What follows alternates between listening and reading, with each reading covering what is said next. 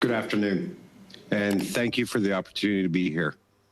My name is Nick Milanovich, and I am the Deputy Chief of Peel Regional Police Emergency Services Command at our police service. Of course, I'd like to start by thanking the Chair and members of the Standing Committee on the Status of Women for inviting us to participate in this important discussion. The police-reported crime statistics released by Statistics Canada is nothing short of concerning, and we are seeing similar trends across our country. Peel Region is one of the most diverse and vibrant communities in Canada. It also contains one of North America's busiest airports. In 2023, our officers responded to over 9,500 incidents of family and intimate partner violence, which results in approximately 26 incidents every single day. We laid over 9,050 charges. The top 5 charges are uttering threats, failure to comply with release order, assault with a weapon, and choking or suffocating. Our data shows that a woman is strangled every single day in the region of Peel. Of the 14 homicides that we've had in Peel Region, almost 20% have been femicides. These are just the incidents that report in the statistics that make them up. But what I would also like to do is share the stories behind those statistics. And I would talk about Darian Henderson Bellman. She was a 25-year-old woman with a bright future ahead of her who was shot and killed in Brampton by somebody she had been in a romantic relationship with. That individual was on release at the time of her murder and had been charged with multiple firearms-related offenses, along with failure to comply and a variety of other breaches of release orders. Why was he out on bail? He was also charged with 2 previous IPV-related incidents prior to killing Henderson Bellman. Pawanpreet Kaur was a 21-year-old woman who was shot and killed while at her job. Prior to her murder, she was in a relationship with an individual who had been charged with multiple intimate partner violence-related offenses in relation to her. He had been released on bail. He had threatened her family, and her friends in order to have her drop those charges, and we are alleging that he's responsible for her homicide. As early as 2 weeks ago, we arrested Jag Mohanjit Jeety in connection with a variety of intimate partner violence-related offenses. This investigation started in May 2024, where the accused was charged with criminal harassment and failed to comply with a release order. Along with a variety of conditions that were placed on him, he was released on bail. In July 2024, the accused is alleged to have followed the victim and fled upon our arrival. At the time, firearms were located in his vehicle along with a variety of other weapons, and we identified that he had placed GPS tracking devices on the victim's vehicle. Again, the accused was on a form of release at the time of the offenses. Ultimately, we've located, arrested, and charged the accused with attempt murder, firearms, and a variety of other related offenses. Shameful. The reason why I wanted to highlight these 3 scenarios is, one, because they are the anecdotal, the real stories behind the statistics. But what it also does is it demonstrates some of the issues that we are experiencing as a police service in protecting our community, and that our community is experiencing in terms of some of the anxiety they feel about feeling safe within their communities. It's representative of the vulnerabilities that we are seeing in our current system, its lack of prioritization for our victims, for our survivors, and then there are a variety of other factors like access to illegal firearms, the release of repeat violent offenders. Yeah, it's shameful. Concerns and considerations to victims and survivors, the bail system, access to illegal firearms. While they create barriers to addressing IPV, they also affect us in other spaces, and they create barriers in our ability to respond to community needs, to things like carjackings, home invasions, extortions, and shootings, all things that are incredibly important to our community here in Peel. And, I would offer, last week we arrested 18 men for carjackings and home invasions in Peel. Of those 18 people, we held 15 of them for bail hearings. Of the 15 that we held for bail hearings, by the time we made the press conference announcement, 9 of them had already been released. From January to July 18th of this year, we have had 87 carjackings, a 58% increase from 2023. We've had 54 violent home invasions. That is a 350% increase from last year. And very similar to some of the issues that we're experiencing with our ability to prevent intimate partner violence, and I will say gender violence, is we continue to see some of these issues as barriers to our ability to address that.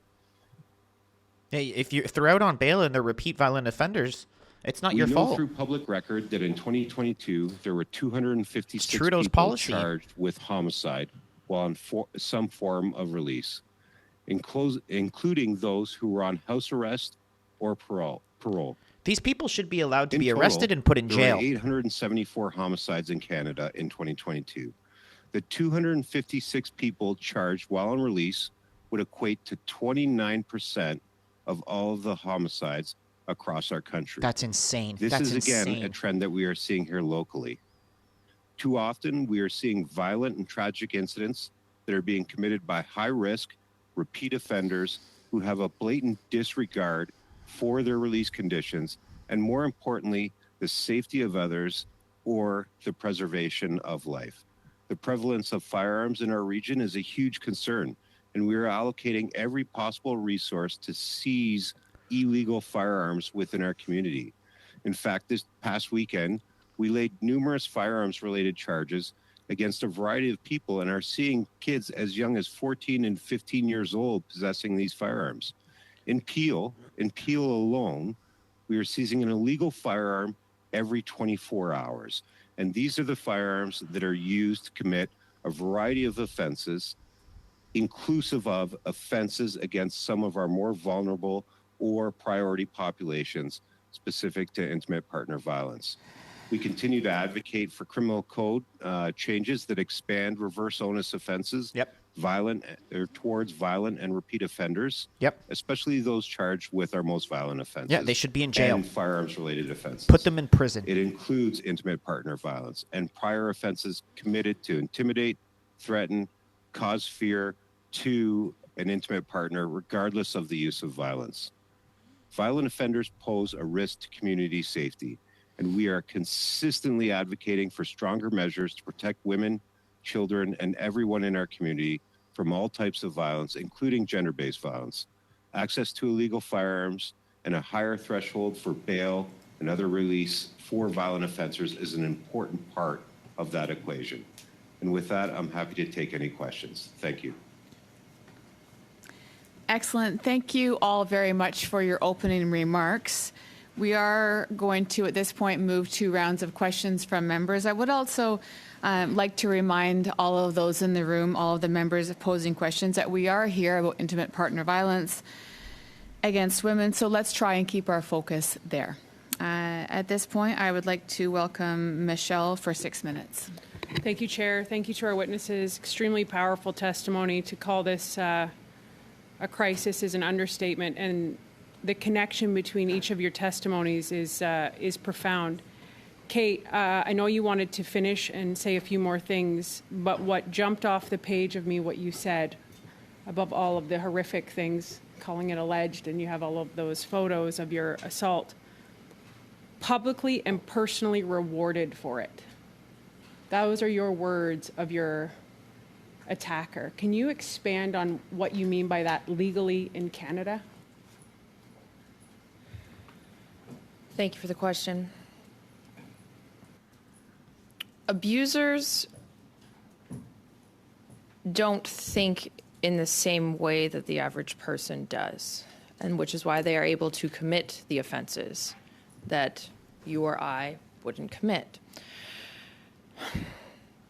Abusers get off on the reward of being allowed to commit these offenses. I have video taken of my ex and his enjoyment of what he did to me, and knowing that the government said, well, this isn't a big deal. And I will quote the Crown Attorney, we don't have time for this. Bullshit.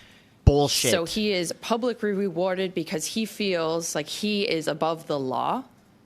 He is personally rewarded because he is 6'3" and 250 pounds.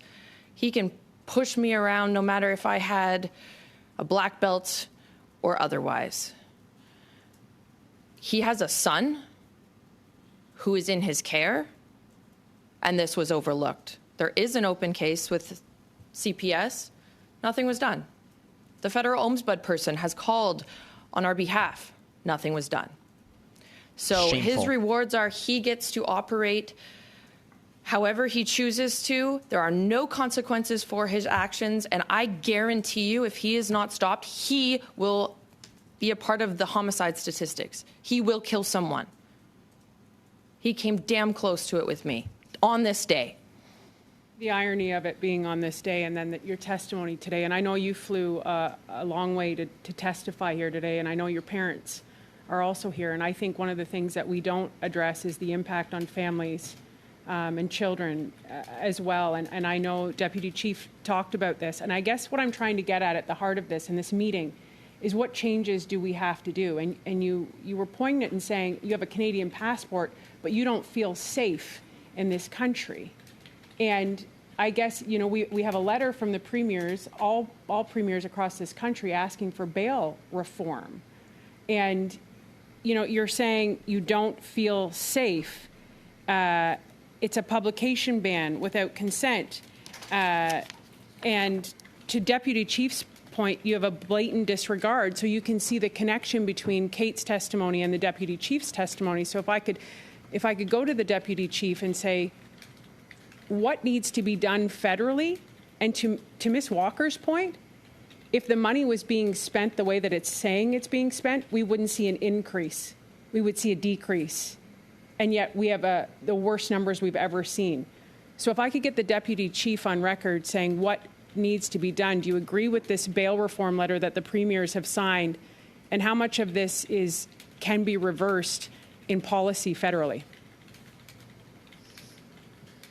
Let me first say, really appreciate the question, and I really want to commend everybody that has come here during this meeting, particularly survivors that are sharing their stories.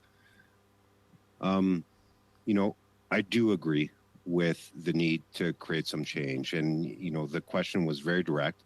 What can be done? And the answer is going to be also very direct and very simple. What we need to begin doing is reprioritize the consideration for victims and survivors in a way that allows them to feel safe in their communities. And at its most basic, we've heard testimony today, and I've spoken to survivors myself, had multiple conversations of people who unfortunately have been targeted or who have experienced similar scenarios. And the reality is they don't feel safe, and they don't feel supported by our current system. And so, you know, when a person does reform. build up the courage to notify police who's supposed to protect them, we go and we arrest that person and we charge them. And the idea is that results in that person no longer being a threat.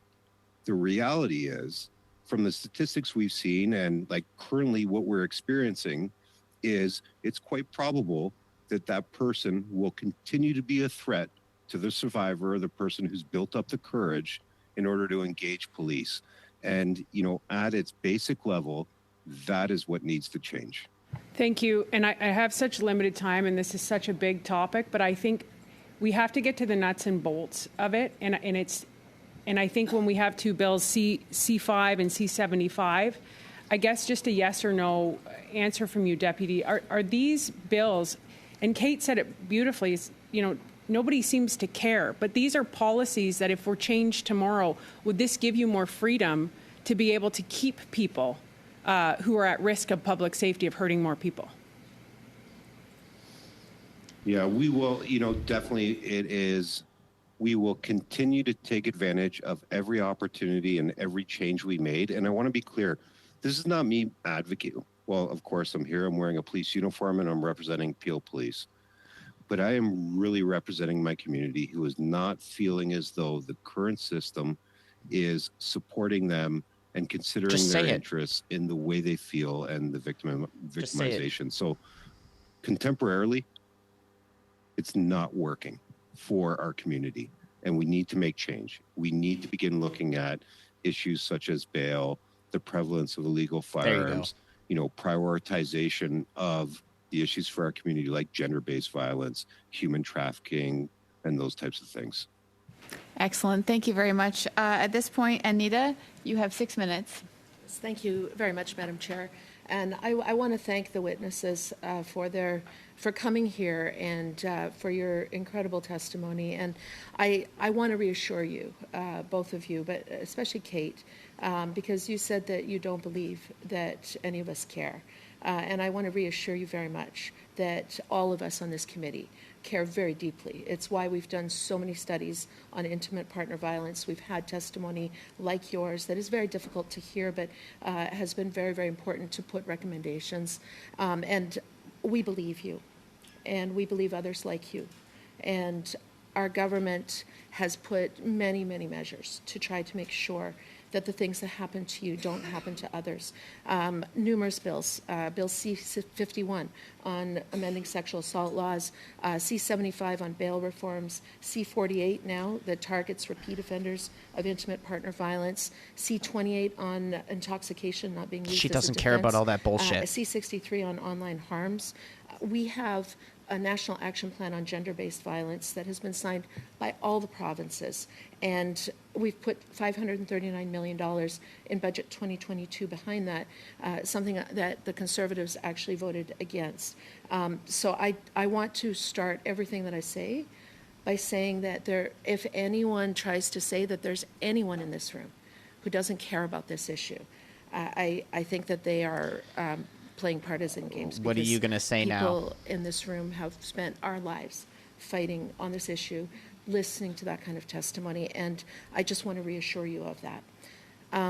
I also do, with respect, want to talk a little bit about how this meeting came about. We have had studies that we've all agreed on to talk about these issues. In fact, we're in the middle of a study right now on coercive control, which we have put a number of witnesses that we'd like to hear from as a committee.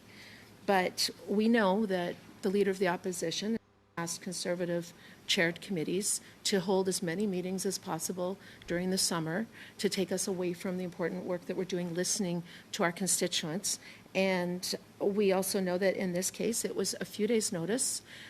We were not given, any of the members except Conservatives, the opportunity to put forth witness names, which is something that every committee does just out of basic fairness and respect. Care. And I personally would have had a number of witness names that I would have loved to have heard from. In fact, there were witness names added an hour before the meeting so that members didn't even have a chance to plan or prepare what kind of questions we might want to ask. I know that for this committee, this is something we've never done. We do not use victims and survivors' trauma to try to score political points in this committee. This is cruel. I think it's cruel to have people relive the trauma that they've endured just to be able to have a meeting so that to change policy. If it's not agreed to, then there's all kinds of social media that, Liberals or others don't care about this issue, which, as we all know, we do very deeply. So I know that under the previous chair, this committee worked with great respect for one another. We made sure that the vice chairs weren't even consulted about having this meeting. You just listened to her testimony and this is your response? I would have loved to have had an emergency meeting in June so we could have gotten our red dress alert study done before the end of the session. And honestly, we saw yesterday that Karen Vecchio, our former chair, announced she's not running again, which I think is very sad because I believe that this committee has important work to do. And we have done it with great.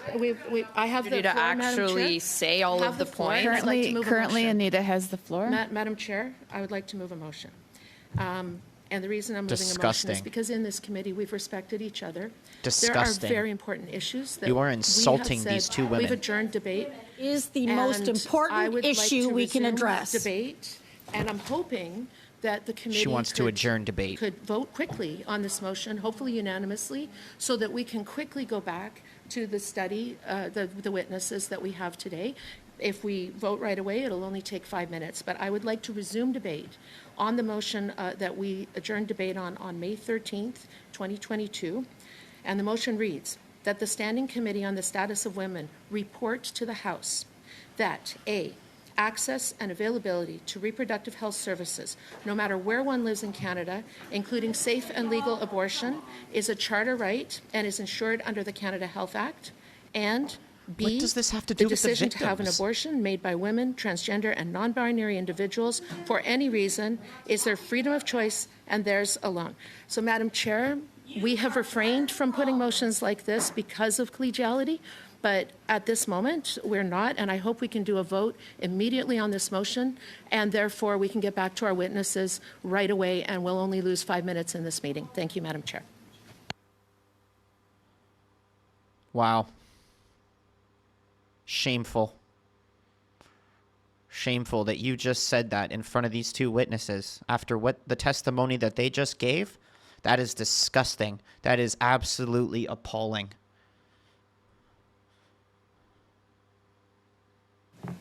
Okay, so this is a dilatory motion.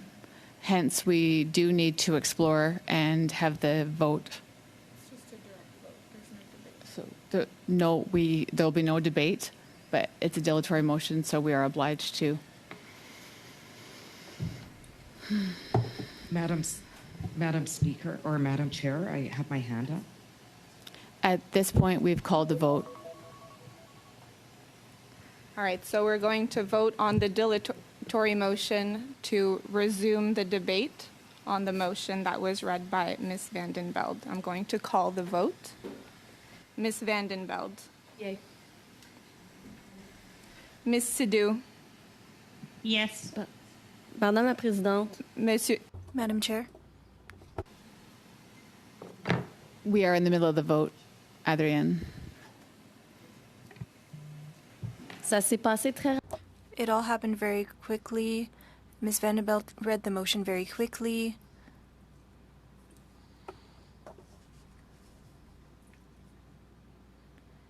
I'm a little shocked by how this is going. Can we receive a written copy of the motion, please? It's resuming debate on a motion that we did already. Oui, mais Madame Vanderbilt, en ce moment, on est au code. Yes, but we're currently looking at something else. Copy of the L'avoir motion? par écrit, c'est mon droit. Right here. It's my right to have it in writing. It's right here. Okay. May I give it to?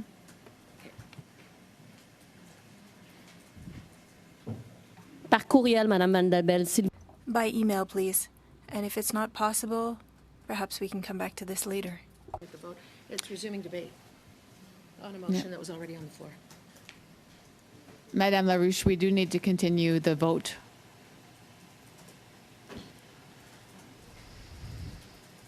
Okay. Monsieur Seri.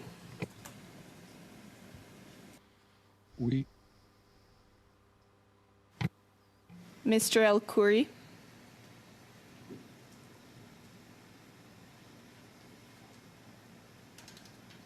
Mr. El Khoury.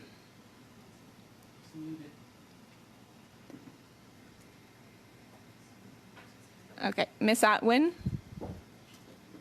In favor. I think you're on mute, Mr. El Khoury.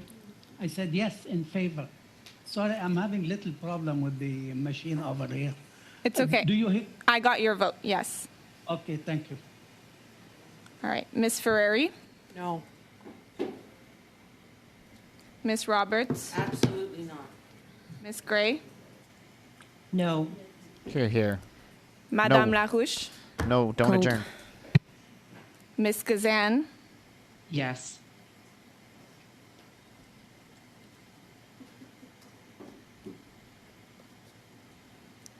Six yeas, 4 nays. Disgusting.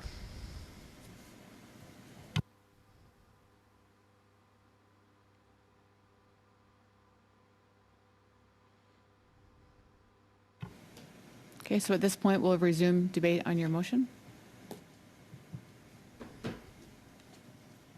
Michelle. Thanks. So, Oh, sorry. Madame Chair, I'd like to speak on the motion. Okay, I'll add your name to the speaking list.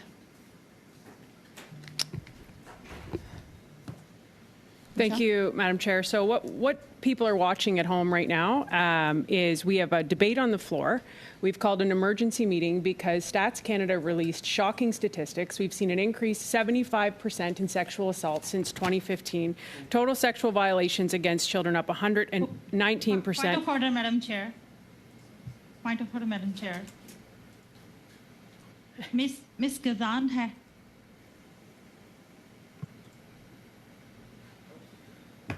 What's your point of order? I can't hear you, Sonia. Can I speak? Yes. Ms. Gazan had her hand up and wanted to speak first. She indicated early that she wants to speak, and the chance is not given to her.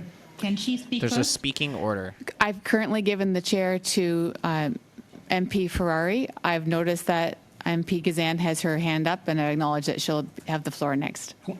Point Thank of you. order, Chair. Point What? of order, Chair. Certainly. I had my hand up before. Oh, shit. You know, in the history of this committee, we have done things in fairness.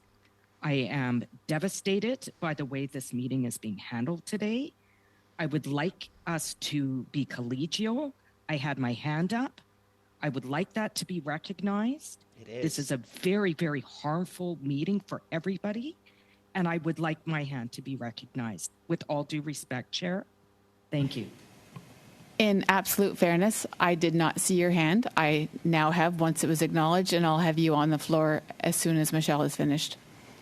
Madam Chair, The- I My had hand was up hand first. It My was, hand was- it with all Shut due up. fairness, point of order. I had my hand up. I was told that I had to wait till after She the has vote. ruled It on was this. acknowledged by you. Everybody saw it in the committee. I would like my turn to speak now, Madam Chair. No, with you all don't due have the respect. floor. Thank you. I did acknowledge your hand during the vote with reference to this debate. I did acknowledge Michelle first, and you will speak second. Thank you. Point of order, Madam Chair. There's no We more- all she saw has that ruled on Ms. this. Gazan has hand up even before vote, after vote, and everyone saw that. Great. And please be She fair has with- ruled on this.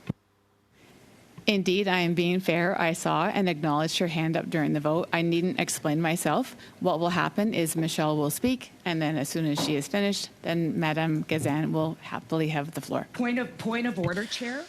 Point of Mute order, her Chair. mic. Mute her mic. As somebody who has spent their Mute life her mic. fighting around issues around violence against women, Mute her mic. I find this deeply troubling that my hand was up. It is not being acknowledged. It was acknowledged. We are talking about a committee where we're supposed to behave in a democratic manner. Certainly, the Canadian public expects us to behave in a democratic manner. And I would like my turn to speak with all due respect, Chair, that we follow rules, as has always happened in this committee, certainly under our former chair, who has indicated she is not running. I would like my opportunity to speak. Thank you, Madam Chair. Okay, she has ruled on this. Thank you, MP Gazan. I own and I acknowledge that I saw your hand during the vote. At that point, once the debate started, I did pass the floor to MP Ferrari. As soon as she is done, the floor will return to you. Point of order, Madam Speaker. You can't do 7 points of order in a row. Point of order. Leah? As Mute. the fact that there's not even an Indigenous person Mute. on the panel today, when we are experiencing the highest rates of violence, did not get a chance to put in witnesses, when we just convicted a serial killer in my community for killing 4 women, is deeply troubling to me. Mute. Now the fact that my voice is being silenced in the committee It's not being after not having silenced. an opportunity to put in witnesses is deeply offensive, deeply violent, and deeply troubling. I had my hand up. Violent. I would like an opportunity to interject, Madam Chair, with You all due don't respect. have the Thank you. floor.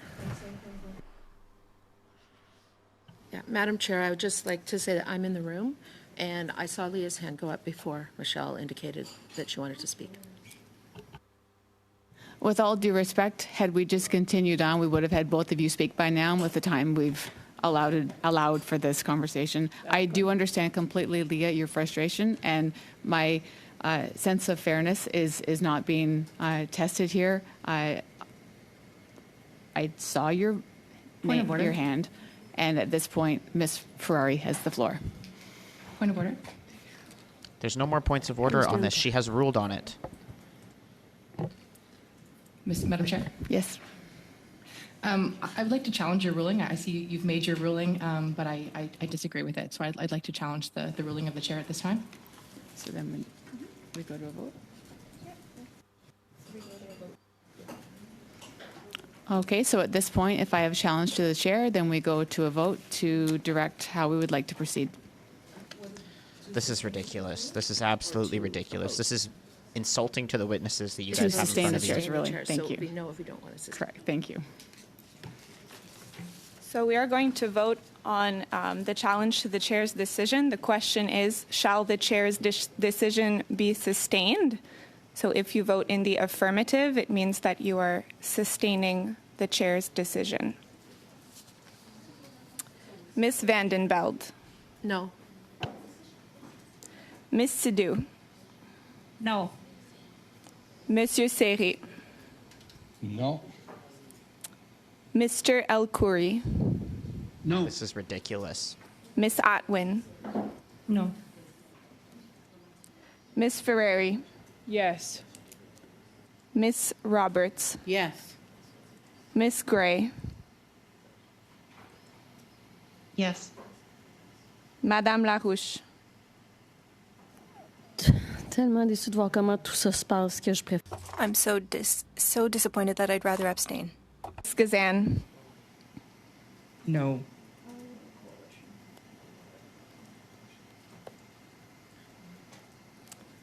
Six nays, 3 yeas. Madame la Présidente. Madam Chair? Richard? Yes, Richard? I have a question. Madam Clerk, I was not asked to vote. Why not? Oui, pardon, Monsieur Lehoux. Apologies, Monsieur Lehoux. Miss Gray is replacing Miss Vien, and so she's the one that I have on the list. But if substitution changes, then I will call you during a vote. So Leah has the floor. So we have a point of order. Relevance to the motion.